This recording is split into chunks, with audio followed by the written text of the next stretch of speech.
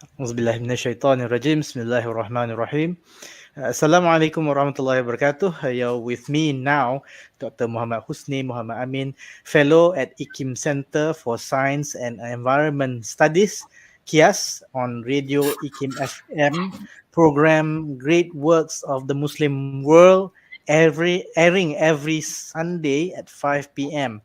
So we have with us today a special guest, one Muhammad Aimran, one Muhammad Kamil, who is a lecturer at the Department of Applied Physics, Faculty of Science and Technology, National University Malaysia, UKM. Welcome aboard, Aimran. Assalamualaikum, Dr. Husni. How are you? Waalaikumsalam. Good. Alhamdulillah. So today we are going to talk about our topic today, al-Biruni's handbook on the elements of the astrological art, and we want to talk about this particular work, Kitab al-Tafhim li-Awa'il Sina al-Tanjim, the book of instruction in the elements of the art of astrology. To begin, what could you tell us about the author al-Biruni? That have done two previous episodes about the exchange between al-Biruni and Ibn Sina, but you yourself you lecture in the field of astrophysics, and al-Biruni, he has quite a number. I mean, more than 100 works on science, and a large portion of that he dedicates on astrology and astronomy. So based on this background, what could you tell us about him? Right. Bismillahirrahmanirrahim. Assalamualaikum warahmatullahi wabarakatuh. First of all, thank you to Radio IKIM for inviting me to talk about this particular work on astronomy by al-Biruni. The first thing we should know is that this is not the only work on astronomy or on astrology by al-Biruni. He wrote plenty of works, some shorter and some longer than this one. What marks out this particular work compared to the others, it's its approach. It's very pedagogical. It is in a way it's like a teaching manual. It teaches someone who wants to learn the art of astrology. What are the terms, what are the data that they need to use. Al-Biruni himself, as you said, you've done a program on him. He was born 973. So this, whenever we talk about scholars in Islam, it is we want to know when he lived and where he lived. So he was born in 973. He passed away in 1050. So it's at the end of the 10th century until the middle of the 11th century. He is slightly older than Ibn Sina, 7 years older than Ibn Sina. And that was the context of the correspondence between him and Ibn Sina that you talked about before. So I think a good reference point to sort of place him is to think of Ibn Sina, and then he is roughly the same age, the same era as Ibn Sina. As he was born in what is now Uzbekistan and Khwarazm. We look at his life, you can sort of split into two halves. The first one he spent in Khwarazm, in his native land, and then due to some political, how shall I say, turmoil, he was brought, or he was captured, or he moved to Ghazna, which is and that's how he came into the service of Sultan Mahmud Ghazna, was it not? Yeah. So I guess I think plenty of our scholars in the past, they move around a lot. They don't stay at one place. If you were to look at the nice thing about al-Biruni was that when he was 63 years old, he published a work in which he compiled the list of works by Arazi. This is the physician Arazi. And then at the end of that bibliography, he sort of appended a list of his own works. So what is nice about that is that we can, using that list of works, we can sort of know what he wrote on, what he worked on. And as you said, most of those works are on astrology and astronomy. But he also wrote on, on mathematics, on geography. He seemed particularly keen on geography in the sense of knowing where the latitude or the longitude of a particular place is. In the West, I think he's famous for his India, for his treatise on India. He wrote works on pharmacology, on gemstones. So I think sometimes it is, in a way, it is facetious to say that Muslim scholars are polymath, but that's what he is. But his concentration is in astronomy, astrology, mathematics. Yeah, I remember reading that he said that he delved into geometry first, and Mm, then physics, and yeah, then only then he goes into astrology or yeah. astronomy.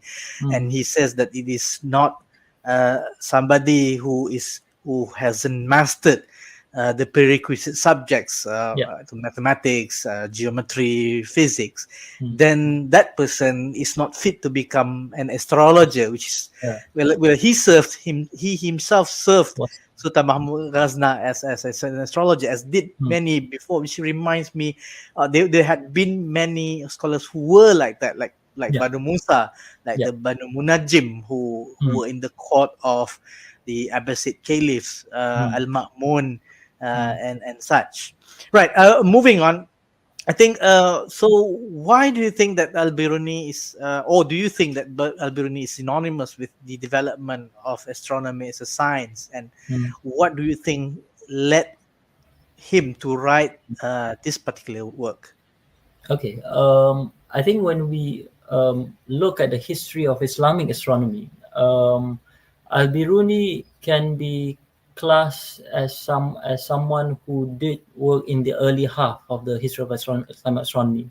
You know, like we said, he was born in the 10th century. Yeah. So this is quite. I mean, previous to him, the famous astronomers would be Al-Batani, who produced astronomical tables, Yeah. and then another one would be Asufi, Abdurrahman Asufi, with Yes. his catalog of stars. And so those were the two major Islamic astronomers before him. I think there's another one by the name of al-Sijzi. Yes, yeah, If I'm not mistaken, yeah. he made the mathematical calculations Mm. which confirm many of al-Biruni's findings. Yeah, yeah. And then after him would be Nasiruddin Tusi, and then Yeah. Ibn Shatir. So he is he we can place him in the earlier half of Islamic astronomy. And another thing we have to realize is that Islamic astronomy, if we imagine Islamic astronomy as a river, it has two sources, so to speak. The first one is from the folk astronomy that has already been practiced by the Arabs, and then the other source are the Greek astronomy that they translated from the Greek, from Sanskrit, from. So Yeah. Al-Batani, when we read his works on astronomy and astrology, one finds that he is very expansive in his use of sources. Um, he will not accept data blindly, but then he will confirm it, because he mentioned several parts of his works. He said that I got this data from so and so, and I checked it, and it's correct. Yeah. If it's not correct, then he says, "Oh, I made a certain observation." His works, especially, I think in this one and several others like Kanun Masudi, is littered by his statement saying that, oh, he did observation here and here, he did observation about this here and here. And both of us are trained in the sciences, so Yeah. when we report, okay, I did this experiment or I did this, so Yeah. I think it is this is not empty talk. I mean, he is trying to say that the data that I'm telling you, these are the most up to date, or at least he stands by them. Yeah. So in that sense, he is more of an observational astronomer compared to a theoretical astronomer. Yeah. The contrast between him and say Ibn Sina is quite striking. I think you touched upon this in your previous work. Um, if you were to read the conversation, the correspondence between them, you get the sense that al-Biruni has no patience for not say metaphysics, but for mixing metaphysics too much with the sciences. Yeah. Um, so, as far as the history of Islamic astronomy is concerned, his novel contribution is his inclusion of materials from the Indian society on Indian astronomy, and from even some data from Chinese astronomy from the Eastern astronomy, because he worked, like you said, he worked at the court of Sultan Mahmud, and Yeah. whenever ambassadors came from these distant lands, that is a source of information for him. He will ask them, Ah, do you have data about so and so? So right. he is. I think what is striking about him is that his, shall I say, his expansive use of sources, and he checks them. So and that's very important in astronomy, the quality of your data. Hmm. Nice. Very good. We are moving on from talking about the author Mm, himself mm, to his work, mm, Sinatu Tanjim. mm, So, what is the structure of the book, and what is it all about? mm. In the preface, Yes. he mentioned that he wrote this particular work for a certain individual. Yeah. It's a woman, interestingly, and I guess if you need to have a reason to write something, I think writing for a woman, or writing, it is as good an What excuse as was the any. name again? Raihana? Was it? Rahana, yeah, Rahana, Right. yeah. Um, I mean, the the structure of the work, it is there it starts off with a section on geometry, like you said, Yeah. geometry, arithmetic, and then astronomy, chronology, geography, and then the final section is only on astrology. I think astrology only makes up, I think, a quarter of the entire work. Yeah. So and like you said, al-Biruni has a certain rationale for this arrangement, because as far as he is concerned, Yeah. if you want to be an astrologer, i.e., if you want to make predictions of, if you were born on a certain star, then you will live so and so, um, you cannot do that without the prerequisite knowledge in, mathematics, obviously, because you use mathematics to model the position and the movement of the heavens. Yeah. You need to know astronomy, obviously, because you need to know what is it that you're looking at, and then you need to know chronology, because you need to know when something is, and you need to calendrical. You need to know geography, because the kinds of astronomical observation that you can do is dependent on where you are on the face of the earth. And only the last part, there's a section on judicial, on judicial astrology, i.e., Yeah. if let's say you were born in a certain star, then will your fortune be good or bad? So this is called nativity, i.e., to relate when you were born with certain astronomical indicators, I suppose, indications. So that is how he structured the book. He started off with mathematics, and uh, um, uh, in a way, it is very, it can be very peculiar, because the structure, at least, because if you think about it, I mean, the title of the work is Elements of Astrology, Yes. and you would think that, because the title is Elements of Astrology, then the first chapter, you should just go straight into, what astrology is, and how to make prediction, and so and so. But then in a way, he's teasing us to sort of, before you can get to the final part on astrology, you sort of have to pass through these gates of, make sure you master mathematics, make sure you master astronomy. Uh, One gets a I guess set. he's laying down the foundation of Yeah, what yeah, is yeah, considered to be the yeah, astrological science, I yeah. suppose. Perhaps it is also a way of him to sort of, to give us, uh, to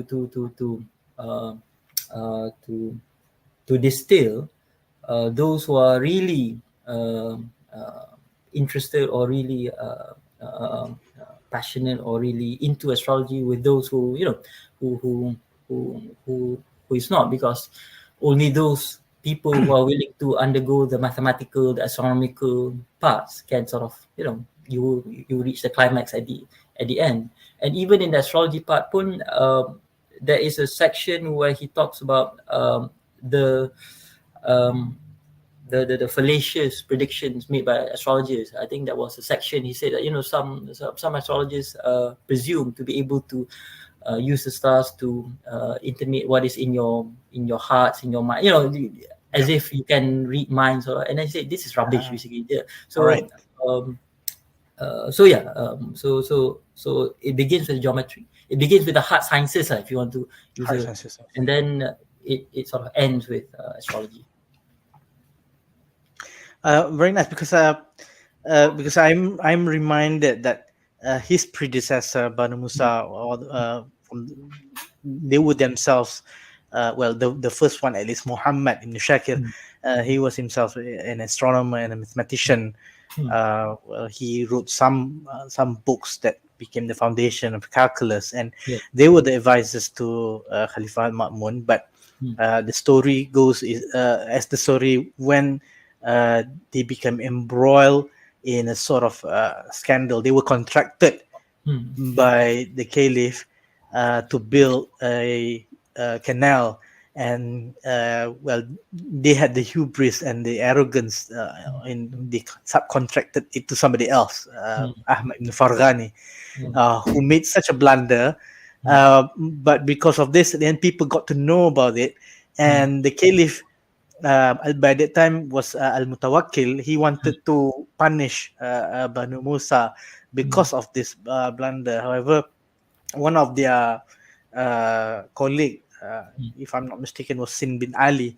mm, Well, he said that some astrologers made the prediction mm. that al-Mutawakkil was going to be assassinated in 2 months' time. Therefore, they'll be safe from that. So Mm. it picked me when you Yeah. said that al-Biruni, provided this foundational prerequisites that Mm, people have to go through before they could claim themselves mm, to have mastered astrology and to be able to make some kind of predictions, because mm.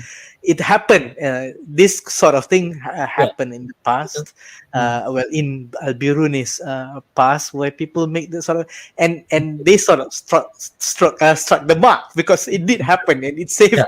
So, the necks of Banu Musa for such blunder.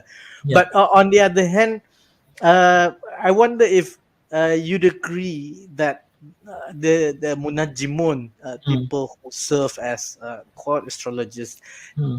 their roles were more than just to predict, but because even the root word from Munajjim, Yeah. Najjama, means Yeah. Ahli Nujum, people Mm, who actually peered and look hard at the stars, so they will know the positions of stars in particular constellation. Therefore, they will be able to determine which season, mm, and therefore they will be able to forecast which is, after having planted, then farmers will be able to know when will the season for harvesting will arrive, or even for builders yeah. Yeah. contracted by the governments, will Mm, know when is the propitious time to start a construction project, and when is the time to halt, and then when is the time to complete it, because mm, the seasons, rains, they play such an important role to be knowing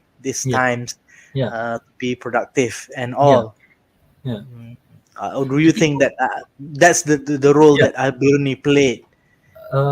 I think we tend to forget that even today in our Yeah, modern life, we rely a lot on what happens in outer space to plan yeah, our lives.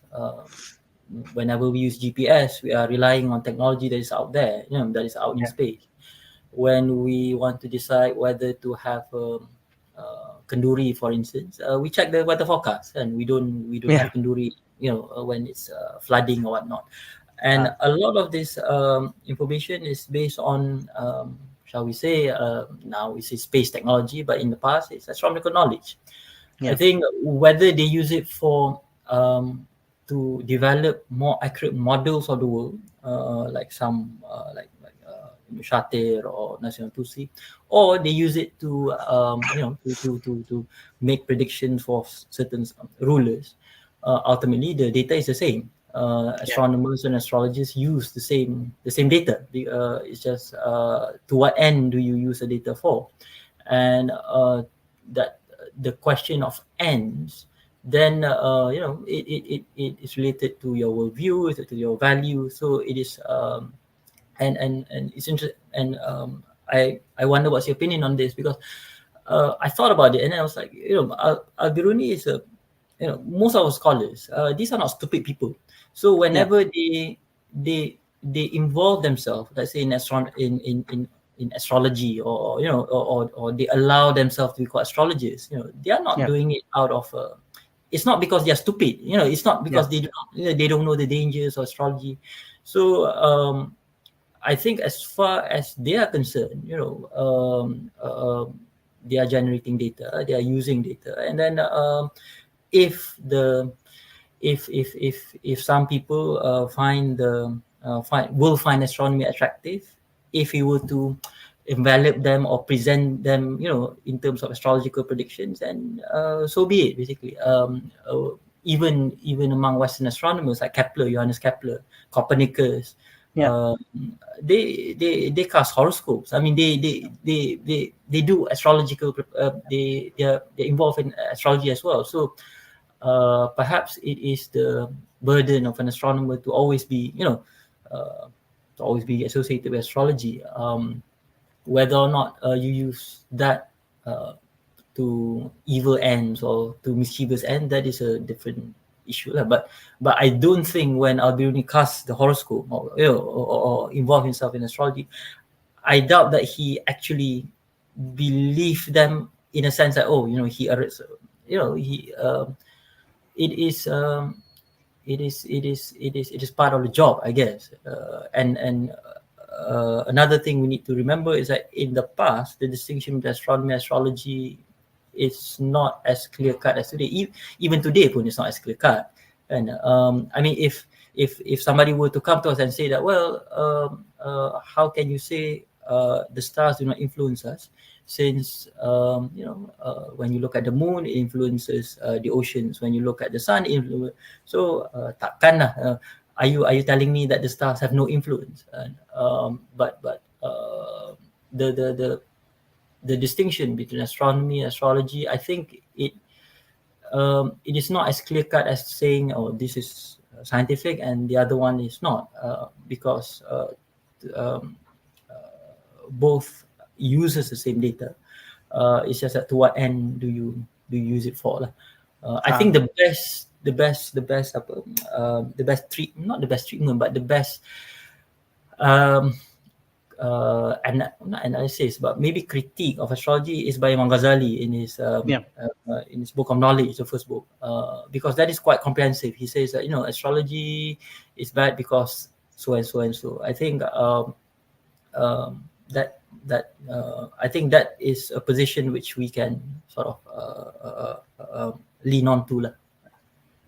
Yeah. I think also in Mukit min al-Dalal, Imam Ghazali spoke about that. It's about causality, Yeah. That's cause and effect. It says that, mm, well, if we say that these things don't have effect, then we are actually affected, because the sun exerts, now we know that the sun exerts, the moon exert a gravity pull on the oceans, and that is what the particular spot where the gravitational force is being exerted, then that is what causes things like high tide and low tide.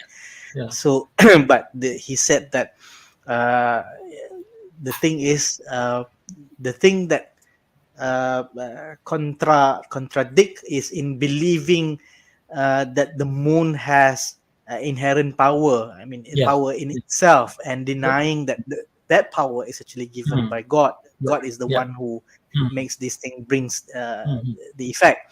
mm, But I remember also that in al-Biruni, he criticized Ibn Sina's, rather the followers of Ibn Sina on the Aristotelian belief that the universe is eternal.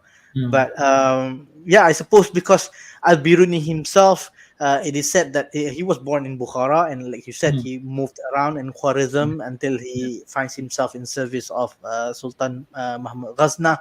And it is said that he also adheres to Maturidi theology school of thought, which explains his criticism of Ibn Sina's position, especially regarding the temporality of creation vis-a-vis eternity of the universe. Yeah. But yeah, but that is metaphysics. But would you Yeah. agree that al-Biruni was because he had relied upon, he made those kind of observations, that he is the one uh, who was the catalyst responsible for the evolution of astrology into mathematical astronomy, and which paved the way for the science of meteorology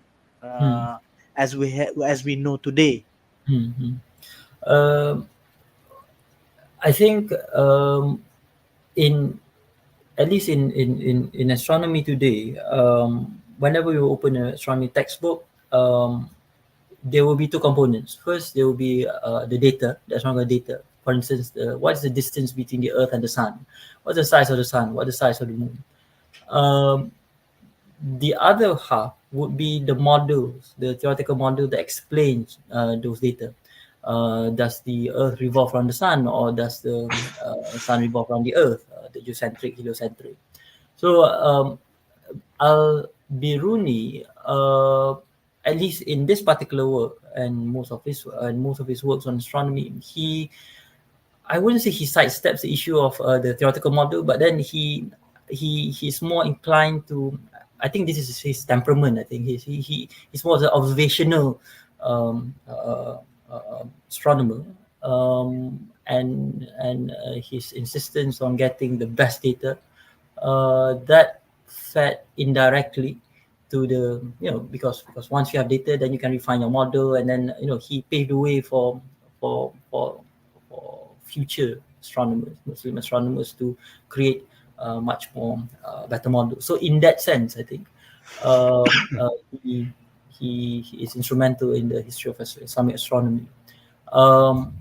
Even the evolution of astronomy as a discipline in Islam tu pun, of course, it starts off, you have folk astronomy, and then you have the mathematical astronomy of the Greeks, and then even the names of the discipline changes from, like you said, al-Tanjim,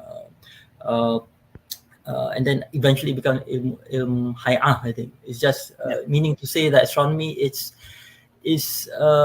concerns itself with the arrangement, with the motion and the position of the objects that you can see in the sky. Astronomy almost have a cinematic quality, in the sense that you see things happening in the sky, and then the job of astronomy is to explain why the things move in a certain way. The physics part is left to the natural philosophers, and I think that distinction is quite adhered to even by al-Biruni pun. There are, for instance, the issue of whether the Earth or the Sun is at the center of the universe. Al-Biruni said that, well, as far as astronomy is concerned, those two models are equivalent in the sense that if you were to make prediction based on the assumption that the Earth is stationary, or on the assumption that the Earth rotates, or on the assumption that the Earth moves around the Sun, you will get equivalent predictions. So as far as, if our aim is predictive accuracy, then it really doesn't matter which physical model you use. That discussion, as far as he's concerned, should be left to the natural philosophers, and that is the and that's the stuff that he corresponded with Ibn Sina with. Whether, for instance, whether the planets can must move in circular orbits, or they can move in elliptical orbits.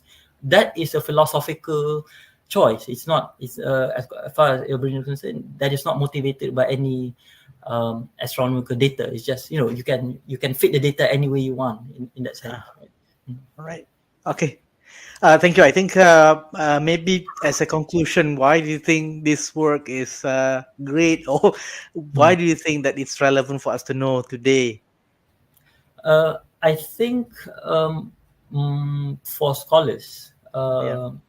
the work is, I think we as scholars should read the work because one, it teaches us how to communicate our field to the public. Yeah. Like we said from early on, this is not the only work on astronomy astrology that al-Biruni wrote. There are many smaller treaties, shorter Yeah. treaties. There are also correspondence.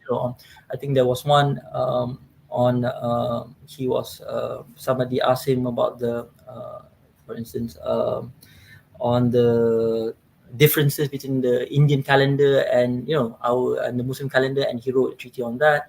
Yeah.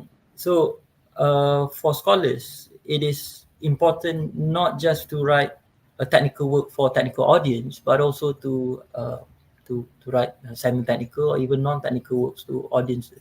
In that sense, al-Biruni is like Ibn Sina, in the sense that Ibn Sina has this major work, and Yeah. then he has many other smaller works which can be, for select audiences. Uh, I think that is something that we as scholars can emulate, in the sense that uh, be mindful of the fact that the public deserves to know this as well. And Yeah. our duty as scholars is to make sure that they have at least some basic grounding in whatever discipline that we are in.